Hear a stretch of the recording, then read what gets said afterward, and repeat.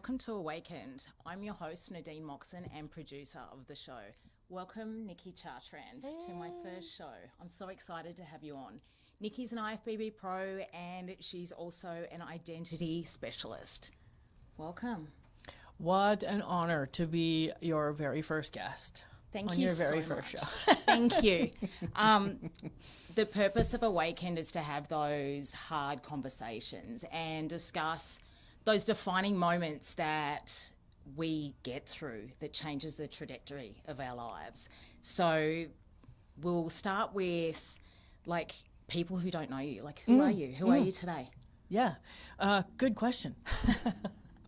I feel like I've spent the last few years trying to figure that out for myself. I think I sit here next to you today, a multifaceted diamond built by pressure and strategic cuts and everything that I've experienced and been through and worked through and walked through to this point. Lately I've been calling myself a trendsetter in my own family, breaking, generational programming, trying to build a legacy that can live long after I'm gone. Yeah. By impacting the people around me, having as wide an impact on humans as I can. Yeah, and I can totally resonate with that because I think we're quite aligned. We just want to use our stories to help others that are going through those struggles. Now, I met you probably 12 years ago, I think. And the Nicki I knew then is so much different to the Nicki that I know today. What's changed over those years? I've gained probably 30 pounds of muscle. Yay! Yeah, there's been a bodybuilding journey along the way, but the person you met, I was living by everybody else's rules, everybody else's programming. It was childhood programming that carried over into my marriage and was reinforced in my marriage. And when you met me, I was the people pleaser. Yeah. Trying to do what I thought I was supposed to do, trying to do what I thought was right, trying to, meet these expectations and goals that everybody else had. So let's touch on that. Sorry to interrupt you. Yeah. Let's touch on the people pleasing and meeting other people's expectations. And where did that get you? It got me miserable, got me nowhere. 100%. Got me, there have been very specific, profound moments in my life where I have found myself sitting somewhere going, this can't be my life. This can't be it. This can't be my life. Yeah. And those were the moments that, just like you said, awakened me to, okay, but then what is my life? So how did you get to that? How did you get to that point where, what is my purpose? What is my life? Where do I go now? I can remember I must have been 15 or 16, the first time I had one of these moments. Yeah. And I was in a high school phys ed class, and the teacher had broken us up, girls over here, guys over there. And I grew up in a very small town, 3,500 people. And so our tiny little gym had like 3 little barbells, a couple little dumbbells, and a little machine off in the corner, and that's where the boys were going. Yeah. And I just said to my phys ed teacher at the time, like, when do we get to do that? Yeah. Pointing to the weights. And my phys ed teacher looked me square in the eye and said, oh, weights are for boys. The girls go and jog around the track. Oh, wow.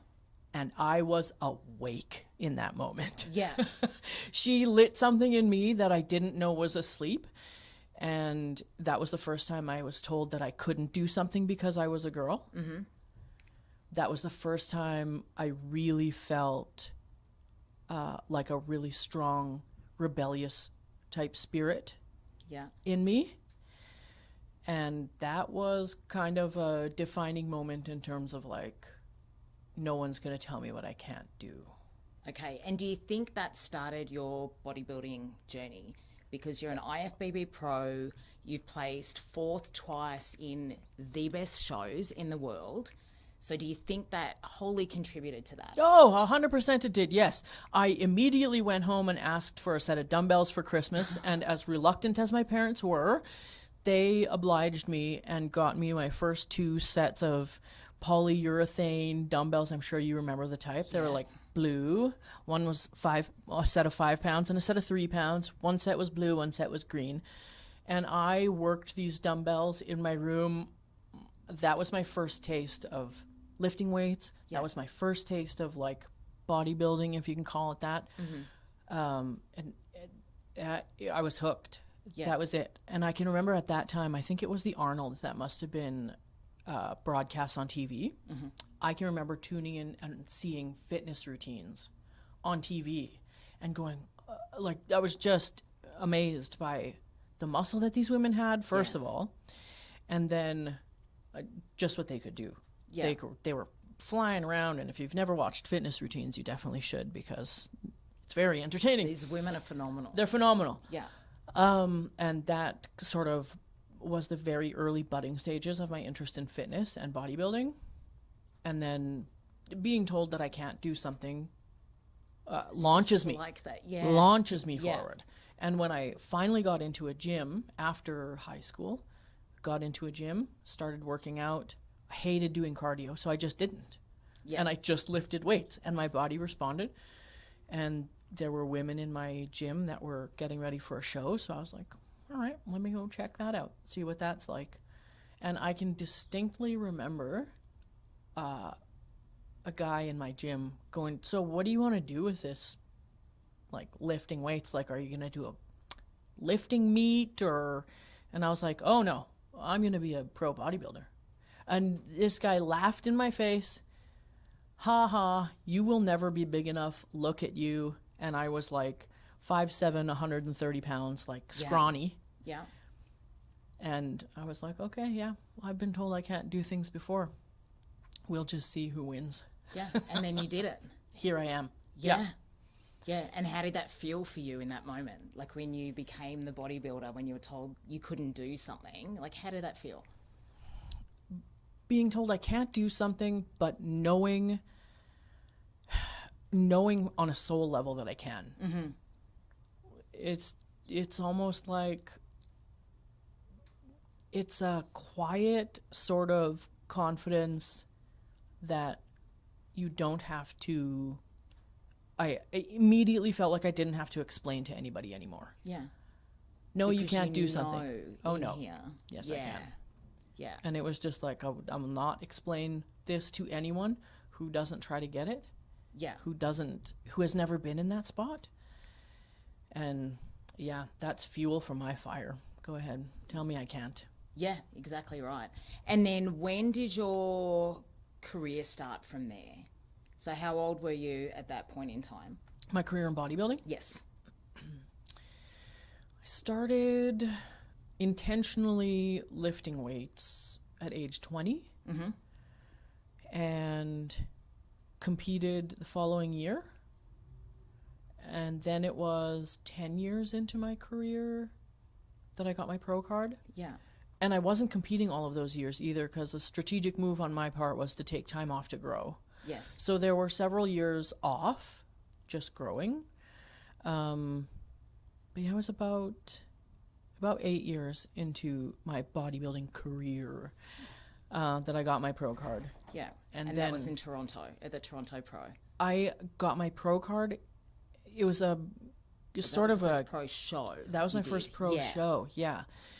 So I moved to Alberta in 2014 and was married at the time. Yeah. And my husband at that time was very clear. If you think you're going to do this, you're doing it on your own. You're not hiring a coach, all this stuff. He went away for the weekend. I hired a coach without him knowing.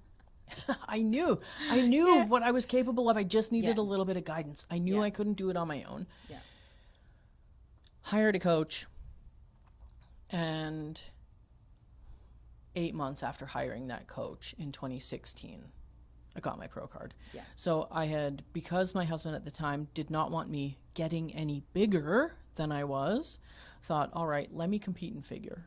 Yeah. Let me just see how that goes. So I did. Got on stage. I was the most shredded and the biggest, and I placed last. And my coach at the time was like, see, you're meant for women's bodybuilding. Yeah. And my husband at the time was like, nope, I'm not for that. And so between him and my coach at the time, there was a discussion of, we won't get her any bigger. The plan is not growth in the next 8 weeks or whatever it was. The plan is just to put her in a different category. And so my husband at the time conceded, and 8 weeks later went back to Winnipeg, where I'd grown up. Yeah. Entered nationals in women's bodybuilding, thinking, let's just see how this goes, and got my pro card. Awesome.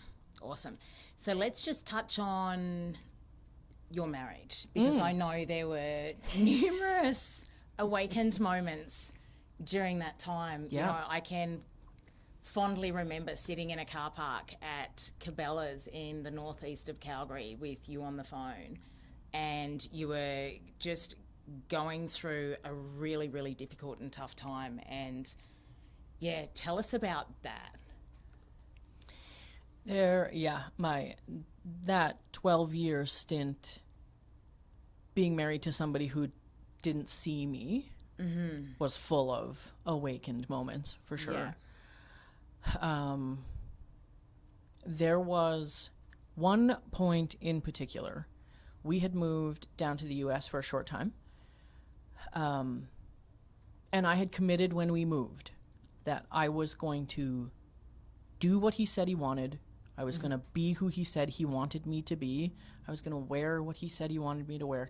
I was going to do all the things to try to make my marriage as good for him as it could be. Yeah. But how was that for you? Like, if you look back at that now, you're doing everything for him. Yeah. How did that make you feel? Oh, yeah, it destroyed me. Yeah. So I'm doing all these things for him, and he came home from work one day, and I was already an anxious mess over something that I can't remember. And he just looked at me and said, why are you so miserable? Like, your life is a gift. I am doing everything for you. And I said to him, I've tried to be and do everything that you want. Yeah. And you still come home miserable from work. You still don't, X, Y, Z. And he said, yeah, you've been doing the things, but you're just miserable. And I was like, yeah, of course I am, because I'm doing what you want, and I'm not being who I am. Yeah. And he looked at me and said, yeah, I don't like who you are. How did that feel? Like, at that, you've just spent however many years married, you've moved countries for your husband. Yeah. And now he's now telling you, after you've tried so much to be molded into what he wants you to be. Yeah. And then, how did that feel in that moment when he just tells you, like, I don't like you? It was a mix of things. It was validation, because I already knew. I already could feel that he didn't like me. Yeah. It was validating. It was also soul-crushing, because anytime that I stepped out of what he wanted a little bit and showed a little bit of myself, which is a very vulnerable thing to do, I'm going to just be raw with you and show you who I am. Yeah. It was, come back to me when you're, calm down, or come back to me when you. So anytime I showed any little bit of who I was getting resistance. And so when he finally said, yeah, I just don't like who you are, I was like, I knew it. Now I get it. I knew it. Yeah. I knew it. And now, things became so clear in that moment, right? Like, I knew this wasn't working, but I didn't know why. And I didn't know how to, get it back on track. And, so, I mean, you don't like me. Great. That's all I needed to know. Yeah. So then now what from there? Like, what was the next move from that point? So I knew my marriage was over. I also knew that he would need the support of a network. So we had moved countries. We were living in the U.S. I knew he was going to need the support of a network. I knew I couldn't end my marriage while I was down there. And as the universe delivers right on time, as she always does, he got fired from his job. Yeah. And we had to move back. Yeah. And I was like, oh, if that's not a sign, I don't know what is. So we moved back where I knew he would have the support of his friends network and his family. And as soon as we landed on the ground back here in Canada, I was making my plans to leave. Mm-hmm. And so during the time down in the States when you were down there, you were still competing, and this is where you had your best finishes in shows. Mm-hmm. Mm-hmm. So how was that prepping for a show, competing, because it's a lot, especially on that world stage, like the amount of pressure, and then you had sponsors as well, with the Wings of Strength. Like, how was that being in that environment, trying to be your best self, and having the person that should be standing next to you not, and, like, for want of another word, like completely sabotage it? Like, how was that? I have always sort of enjoyed the process of doing something hard. Mm-hmm. There was nothing harder than that. Yeah. There is nothing, and will never be again, something as hard as that. Living in a home where you're not welcome, you're walking on eggshells, and not only that, but somebody sitting next to you actively sabotaging your efforts. Yeah. And then saying to you, you chose this. You chose the diet. I can sit here and eat a bag of chips if I want. Mm-hmm. You chose the diet. Prep became a very convenient escape for me. Yeah. I could just go to the gym. I could just, as much as there were other things going on that I couldn't control, I could control what was going in my mouth. Yeah. I could control how much cardio I was doing, how much time I was spending in the gym. It was a really convenient escape. Yeah. Which is in stark contrast to where I am now, in a prep again, in a really healthy, really loving, compassionate relationship with somebody who totally supports me. And now I'm looking around like, this almost feels too easy. Like, what? Waiting for it to fall. Wait a second. Yeah. Yeah. Like, I didn't know it could be like this. So the prep process served a very different purpose when I was married compared to now. And do you think going through, because I know with the clients that I've worked with, you obviously have as well, and then personal experiences on both sides, utilising the gym and prepping for shows, I know I really did it out of not a healthy place for a long time, because it was that one variable in my life when everything was spinning completely out of control. I could control this, but for me it became very unhealthy. So how was that in that point for you? Was it unhealthy for that, or was it something that was just, it served its purpose for that time and then? Yeah. For me, it served a very intentional, profound purpose of just, it was a point of focus for me. Mm-hmm. When everything else just felt like chaos and a storm just all around me, the thing that was always there, always constant, consistent, was training, dieting. Like, prepping for a show has a way of clearing out the noise. Mm-hmm. And you have to be really focused. You have to be. And so in those times, I was really focused on my business. I was really focused on bodybuilding. And the chaos that was my marriage and the ongoing drama of that, I was able to turn the noise down on that. Yeah. And just focus on what I had to do. Was it a healthy thing? Looking back now, in pop culture terms, you could probably call it a maladaptive coping mechanism, right? Yeah, it was a way I was quite prominent out there with a lot of people. Sure, yeah. I was using it as the thing to help me get through that time, for sure. Yeah. But, I mean, it also produced really great results. Yes. I placed really high at some really prestigious shows. And people who know me really well, like yourself, can look back at the pictures of me at that time and go, ooh, just see the discomfort and it doesn't look like me at all. No, like it's like almost polar opposites. Yeah. I was looking at photos of you back in the early days with the pink hair. Yep. And I'm like, wow, like just the change and the evolution over the last 12 years since I've known you has been nothing short of phenomenal to witness. and be part of, and seeing you go through such traumatic events, like one after the other. Like, you've been given every challenge out there, and then you get through it and you work through it and you just move forward with it. But you're always going back into it and you're dealing with it and learning the lesson and owning your part of what's happened. And I think that is so important these days.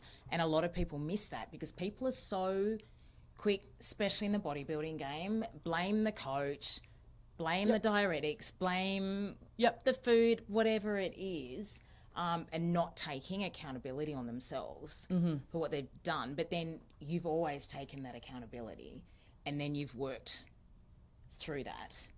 So what would be, at a really young age, what would be something that stuck in your head? Because there's always something, I think, you know, I've got it from my parents and they did their best, but there's that little sentence that somebody said to you at some time that carries through to adulthood and can ultimately become that imposter syndrome, like voice inside your head.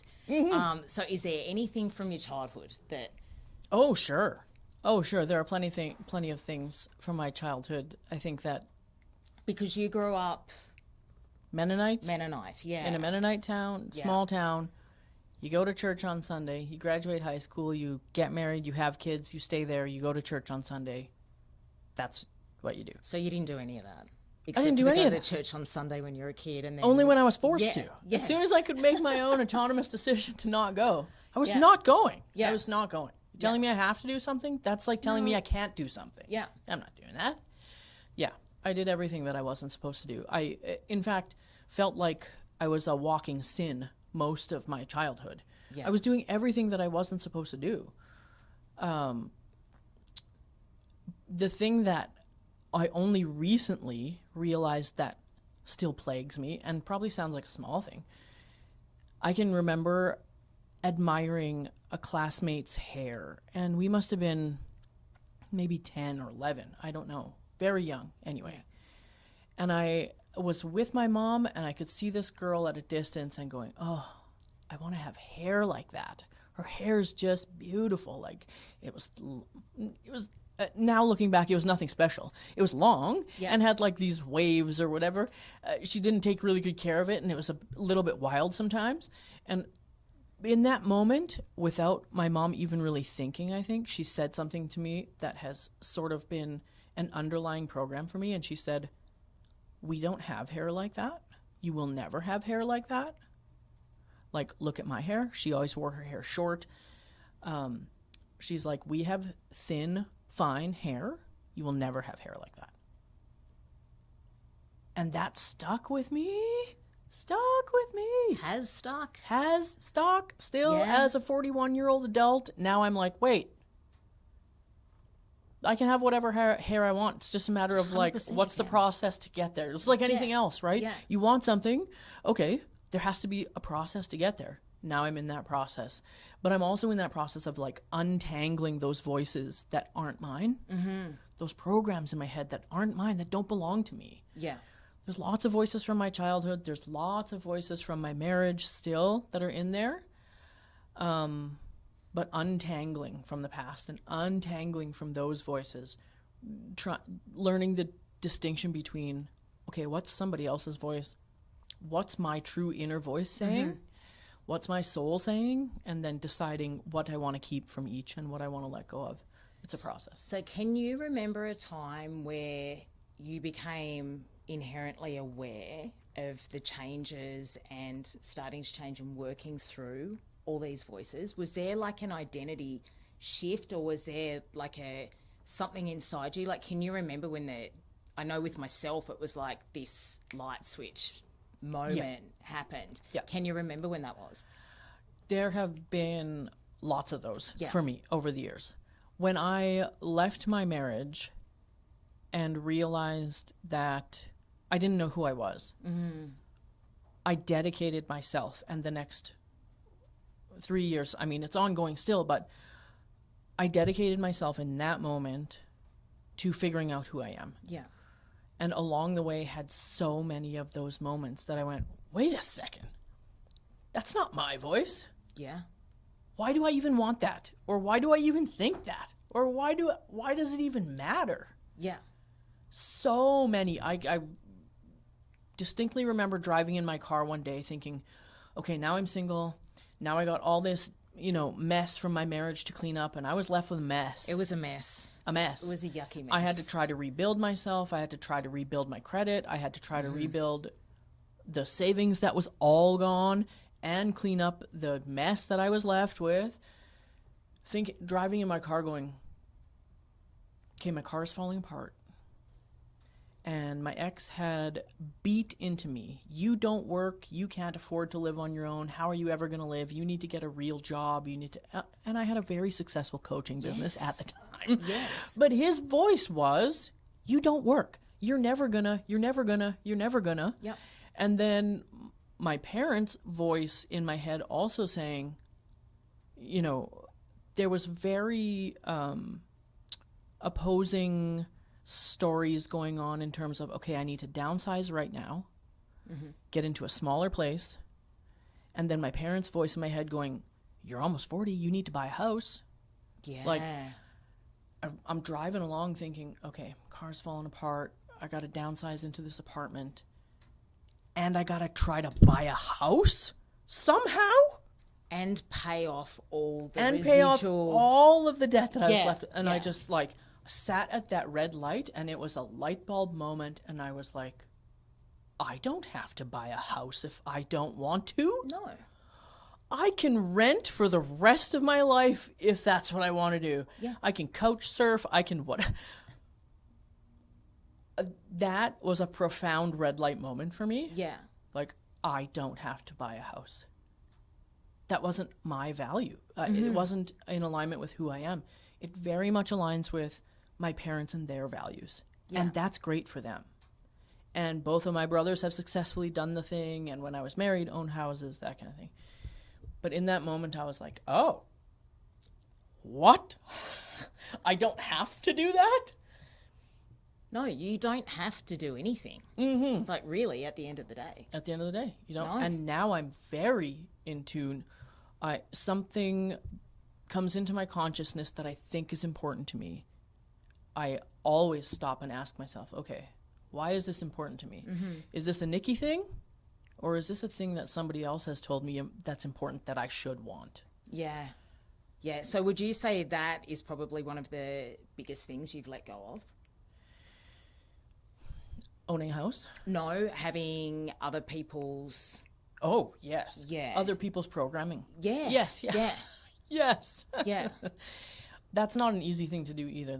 That was a 3-year process of learning, okay, how much of what is in my head belongs to me?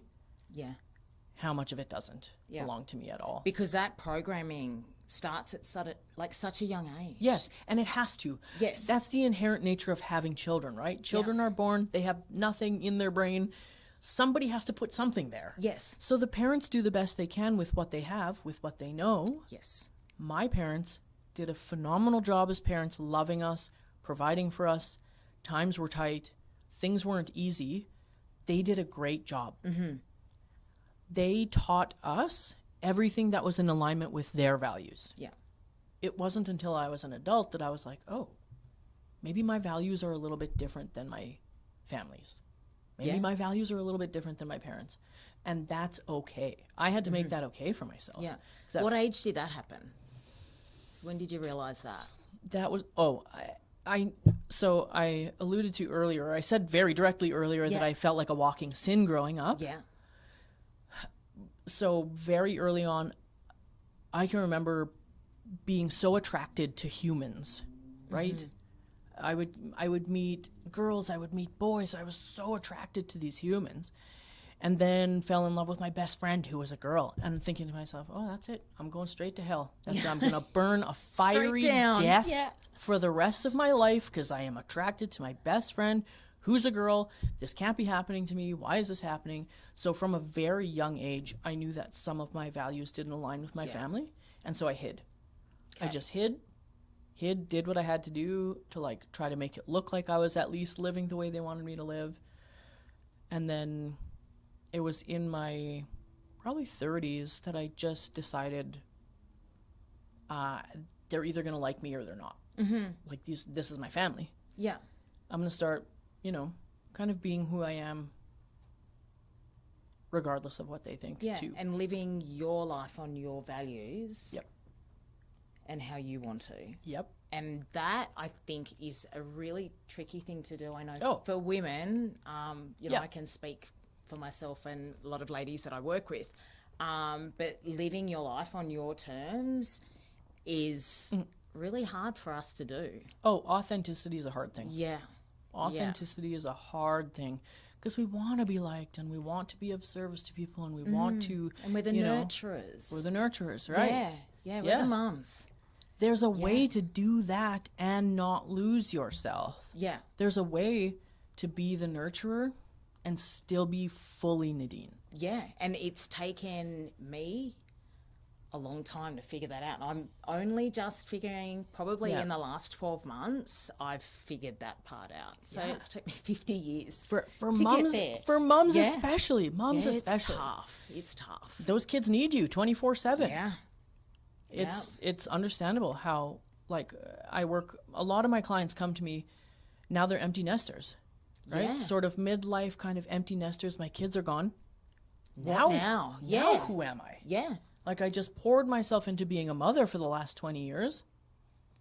I don't even know what I like to eat anymore because I'm not cooking for my kids, right? Yeah. So, yeah, it's a I lot think of it's super important that we focus on not losing ourselves in other people's programming. And you said when you left your marriage, you were like just done and, an empty shell, I think you said, of yourself. And I resonated with that because I've been in relationships where I literally feel like the life has been sucked out of me and I've got nothing. And I can remember after one relationship, I looked in the mirror and I didn't even recognize the person looking back at me. And if I look back at photos now and we've done the same thing, I'm like, who are you? Yeah, who is that like, person? Who is that? It just doesn't, and you can see the stress on my face and just defeated, like everything, totally defeated. And like, you've been there. Been there, done that. We'll never live like that again. No.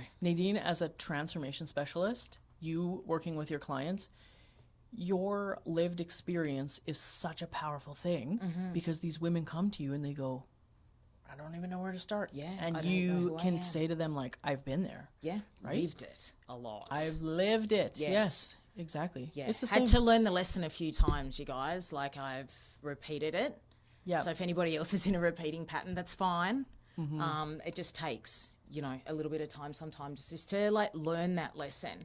Yeah. And awareness. Awareness of it. If you can recognize that you're in the pattern. Yeah. And then, Kay, how do I do this? Where do I get help for all this? Like, how do we get there? Because I think we get stuck in that pattern. Yeah.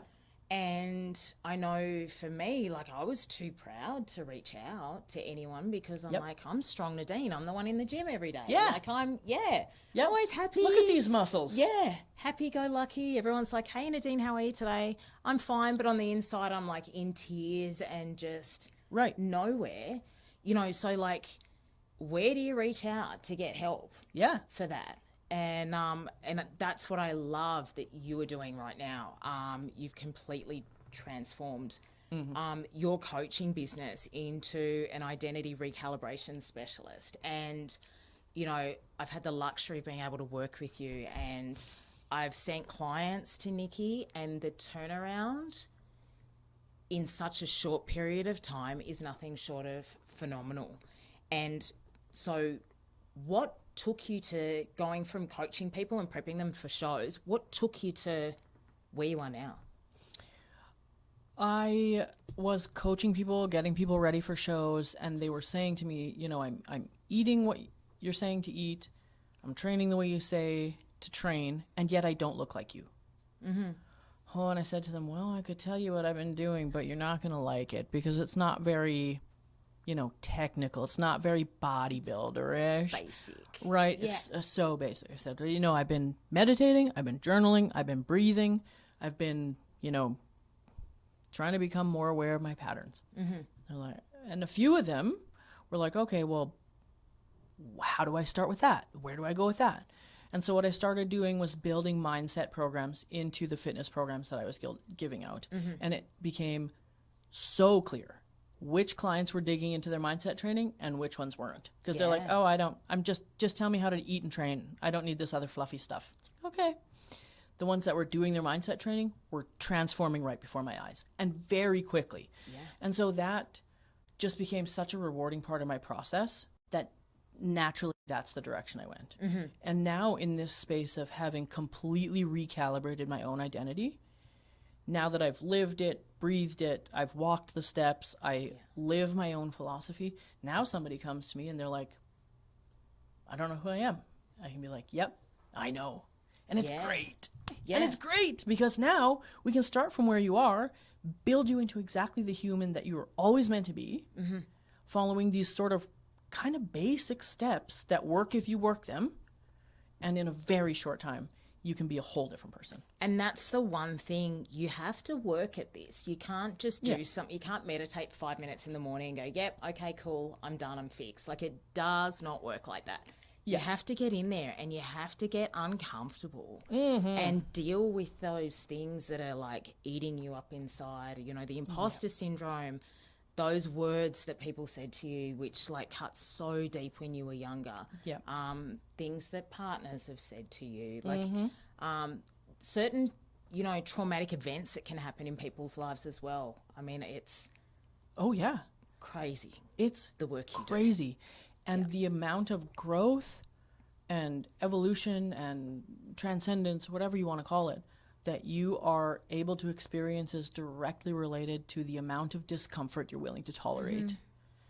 Doing that shadow work. If you can have that intensely uncomfortable, anxiety-provoking conversation with your new partner, because it's the conversation that was catastrophic in your last relationship. If you can bring yourself to the place where you're having the uncomfortable conversation that before held such risk with a new partner in a new space, I mean, that is growth in real time. That's growth in real time. Yeah. Okay.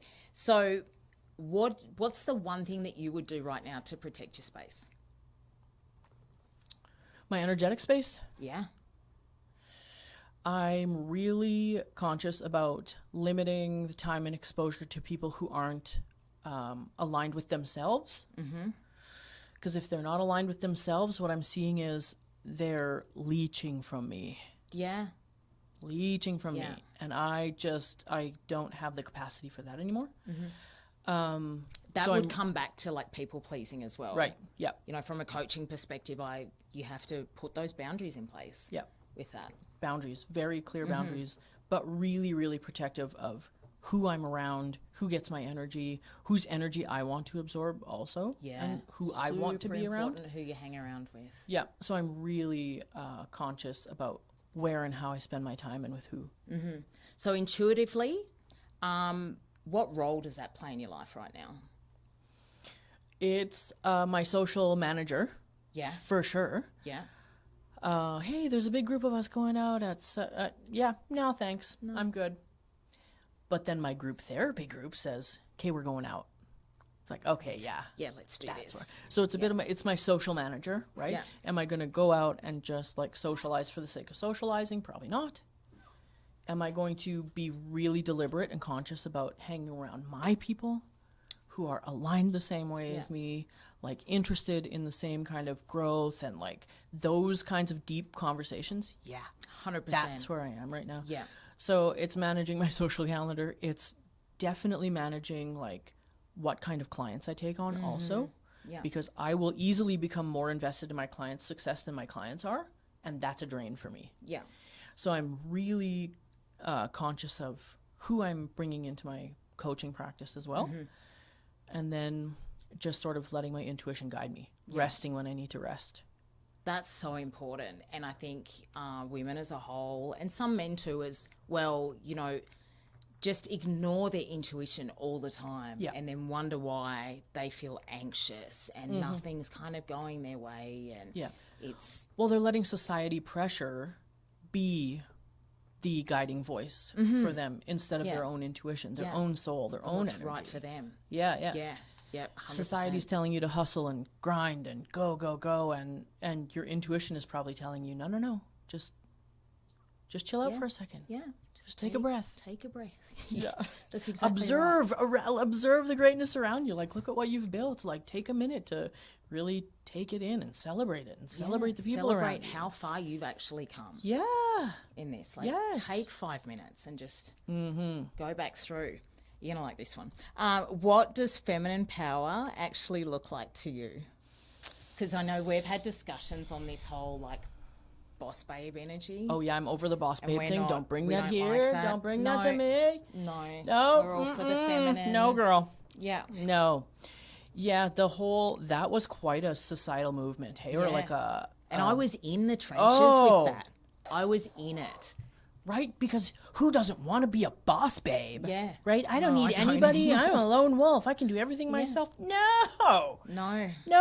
Listen, I was the man in my relationship because I had to be. I was shoveling, or in my marriage, I was shoveling the snow. I was doing the yard work. I was taking the trash out. I was paying bills. I was doing all the things. Yeah.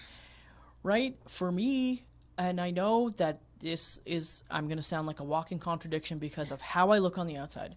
And I get that.